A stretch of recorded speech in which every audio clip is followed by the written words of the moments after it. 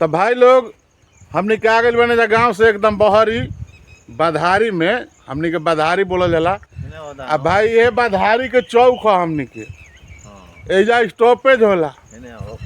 आने देख लीजा एकदम हई माल जाल चरत तारी लोग भैंस सूस आपन नौकरी बा भाई जी। आज एगो हमारा देनी बाबू बाड़न एकदम उठिए के अपन भैंस खोल देवल। ये लाल किला समझ एनु कि गई रहन, लाल किला बेचारू गई रहन तो हरियर हरियर घास देखलन तो इनका कुछ और नहीं याद पड़त, लेकिन ही जरूर याद पड़त रहे कि गुड्डू भैया भैंसिया लाई रहती है तो कितना चर के आघा जीता। आज हमार काका हमन दुलरुआ गाड़ी देला तो ठीक नहीं, गाड़ी दे तो रोज न तो मौसा कह दे हम काका हमन चले उतना हमने के मर मजाक।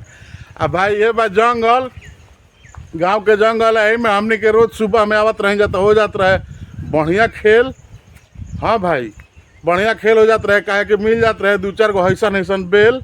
अब बोरा गए एगो काका काका बिना तारा आइले ना मन लगे।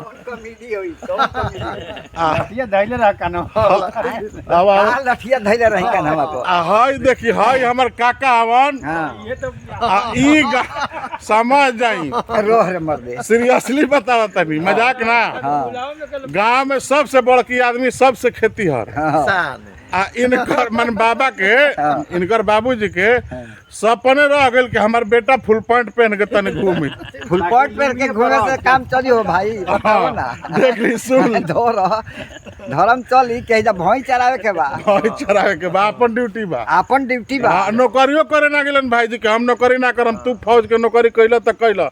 बाबूजी यहाँ के मन बाबा हमारे सूबेदार से रिटायर रहन, लेकिन ये कहल के ना हम के करो कस्टडी में ना रहम। कस्टडी में काहे रही एकरा बेटी के तो के पाँव रही अपन गाड़ी में ना गाड़ी ना दे बताई ठराठी देबो मार डंडा के होश बिगाड़ देबो, हम मोबाइले फोड़ फाड़ देबो। तो कल से वीडियो कैसे बनी हो गई।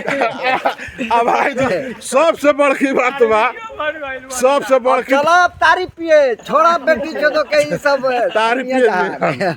आ सबसे बड़की बात बा भाई जी लोग कि समझ जाई कि माने काला काला लिट्टी दांत नहीं खे बाकी तोड़ दे। अब वही बेलवा खा देबो यही पेरा बेलवा खा दे। खिसिया गायो काका अब जाए पूरा देश में चल अब ए साधु अब तारी लान उतरिया बजे अब पूरा ऑल इंडिया सही बता हाय लगन बाबू हवन। हाँ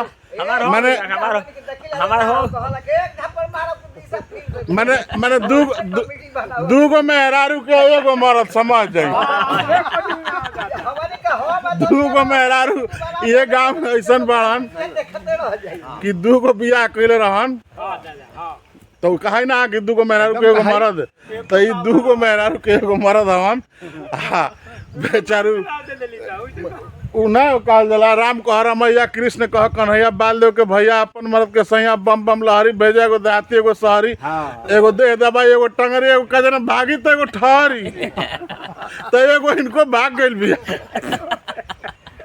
एगो बिया हाय हमारे एगो काका बड़ा तू लोग कुछ बोला इनको के बोलवा देखो तू माने कुछ कार से किलो बड़ा ना ये ठीक कहले बड़ा ना आज बोला कुछ तो भाई जी लोग ये गांव के हमनी के माने रहन सहन बा अपना में एक दूसरा से प्रेम रखिला जा, हंस के जिए के बा, बितावे के बा, का करे के बा। रौरा सब के कैसन लागल? हाय भाई बेल बेल बहुत मिलता, अब मैंने दू चार गो मिल जाला, पहले मिलत रहे बहुत।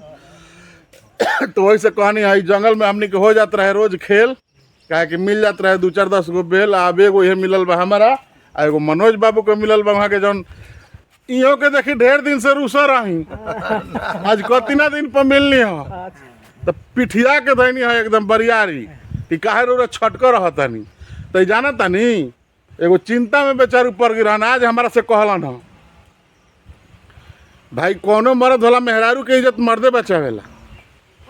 ई बेचारू के एक दिन सार का कह जाला 1.5-2 किलो मिठाई लेलक, इनकर मेहरारू तन चटा नहीं वो 1.5-2 किलो मिठाई जान जाए कि खा गई अकेले। अब भाई इज्जत बचावे के बाद घर में पूछाए लगल कि मनोज के साथ 1.5-2 किलो मिठाई ले रहन, तो आखिर के खा गई?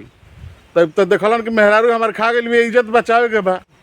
तो जाके बेचारू घर में आगाना में कहलन कि सुना लोग 1.5-2 किलो मिठाई हम खा गई हो। तो भाई परिवार जानल कि चल लड़के न खा गई, तब जाके इज्जत बाचल। ऐसा हमने के इज्जत बचावे के काम करे ले जब मेहरारू लोग के आई सब रौरो सब करब। तो भाई लोग कैसन लागल रौरा सब के हाथ जोड़ी बा, कुछ गलत बोला गई लोग के, गलत लागल लोग के